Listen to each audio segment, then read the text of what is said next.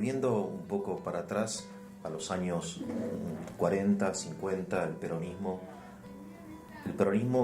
entiendo que su modelo es productivo, ¿o no? Claro, productivo, pero de una matriz de producción distinta a la de la generación del 80. A partir de 1930, ya los mercados internacionales venían acusando síntomas de proteccionismo, bilateralización del comercio.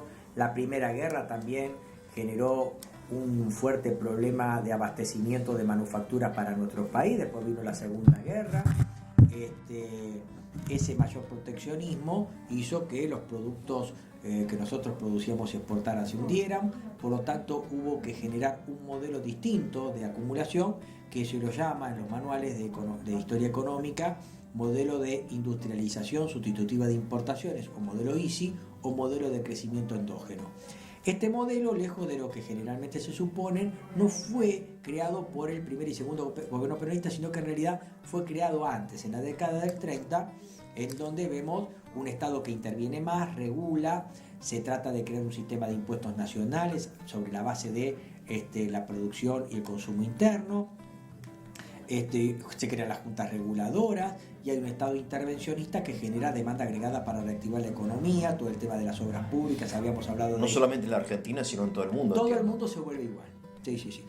Es la época en donde comienza a aflorar la llamada revolución keynesiana. El mundo comienza a languidecer de acuerdo a los patrones clásicos de producción y entonces surgen nuevas ideas como que el Estado tiene que generar o ser promotor del relanzamiento de las economías a través del incentivo de las demandas agregadas.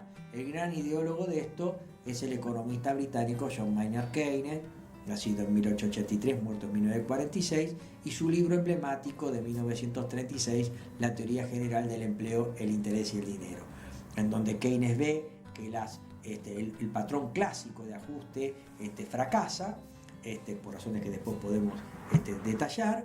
Por lo tanto, lo que se propone es que las economías deben volver a sus niveles de equilibrio o a sus niveles de crecimiento a través de el impulso de la demanda agregada, ya sea consumo, el gasto público, la inversión, o el tipo de cambio, a través de las herramientas que tiene el Estado ya interventor para hacerlo.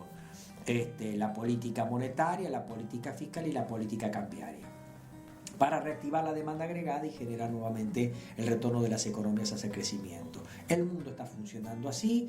Si usted ve los distintos fascismos que llegan a Europa, tienen esas ideas, incorporan la idea de una economía nacional. Estados Unidos incorpora estas ideas también a través del Welfare State o New Deal con Franklin Delano Roosevelt. América también hace lo mismo y acá se hace en 1930 con un presidente como Agustín. O sea, son ideas económicas que se aplican en diversos regímenes políticos. Así es.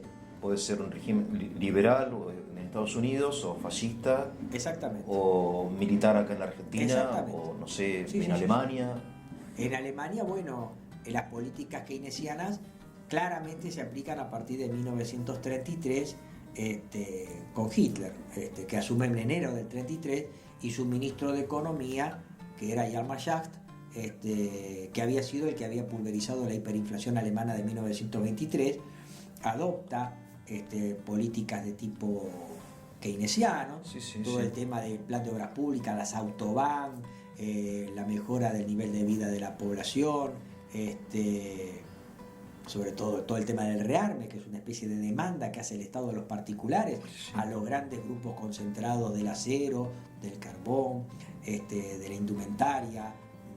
Ahí teníamos Bayer, Thyssen, Krupp, es decir, los grandes Farben, los grandes pulpos industriales alemanes, eran la oferta de una demanda del Estado que se estaba rearmando, estaba construyendo autopistas. O sea, el Estado era el primer cliente de ellos. Primer cliente, y generaba efectos de derrame o multiplicadores sobre la gente que de no tener empleo por este tema, por esta demanda del Estado, pasaba a tenerlo. Claro. O de tener empleo ganaba más, ¿no es cierto? Tema de Volkswagen o la construcción.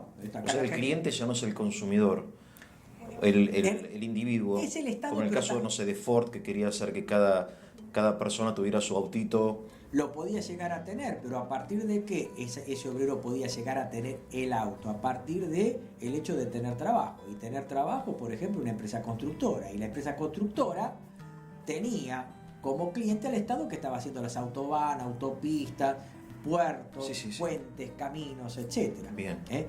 La economía keynesiana reposa en la demanda sobre determinados sectores que generan efectos multiplicadores en la economía. Ahora tiene una parte débil ese ICI. Supongo que exactamente. En todos los sistemas hay un talón de Aquiles. A eso íbamos. El modelo ICI comienza en la mal llamada década infame y termina, podríamos decir, en 1976. Pero tiene determinados segmentos. Es decir, no comienza con Perón, sino que Perón lo continúa. Cuando Perón llega a ser presidente de la Nación, en 1946, a través de la planificación del desarrollo, Perón diseña los llamados planes quinquenales.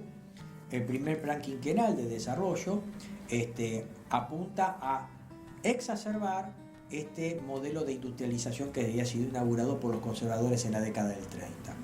En la Unión Soviética también había planes quinquenales. Sí, precisamente, eso es muy interesante. El tema de los planes quinquenales es una idea que quedó de los modelos de planificación central de la economía que nosotros los economistas le hemos robado a los soviéticos. Mira. Es decir, si bien los modelos de planificación central de la economía, el más clásico es el soviético, el plan, a la larga terminaron fracasando, dejaron una interesante enseñanza, que es el tema de que ante recursos escasos, lo importante en la economía es planificar y fijar prioridades y objetivos de acuerdo a los intereses del país o a los recursos que se tengan. O sea, como que el Estado sabe más lo que el consumidor necesita que el mismo consumidor. En realidad se priorizan. Ejemplo, si nosotros somos un país pequeño, no podemos darnos el lujo, por ejemplo, de producir autos grandes. A eso me refiero. En consecuencia, el mercado, o el Estado, valiéndose del mercado, podría priorizar la producción de automóviles pequeños y económicos, a través de señales que da el Estado. Las propias compras que hace el Estado para los automóviles de sus funcionarios, claro, por ejemplo, o a través de otros incentivos que puede ser la tasa de interés, los impuestos o subsidios. Okay. Entonces el Estado da señales y comienza a dar prioridad a su desarrollo, dado que sus recursos son escasos. Es una economía racionalizada. Exactamente. A partir de muchos lo llaman también planeamiento indicativo. Se estudian los recursos, las fortalezas que tiene un país, y a partir de ahí se crea un modelo de desarrollo a partir de esas fortalezas que tiene el país. Claro. Por ejemplo, una economía como se me ocurre la Argentina, tenía fortalezas en el sector agropecuario, por lo tanto debía seguir produciendo y exportando granos o carnes, pero debería ir hacia la agroindustria, comenzar no a exportarle al europeo trigo a granel, claro, directamente exportarle fideos, claro, ¿no es cierto?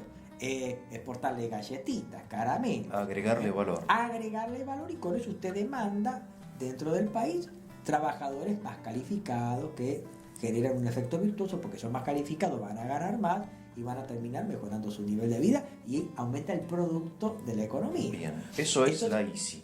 Eso es la ICI. Y la ICI, cuando llega a Perón, genera un reforzamiento de ese modelo a través de un esquema bastante interesante. Uno es el tema de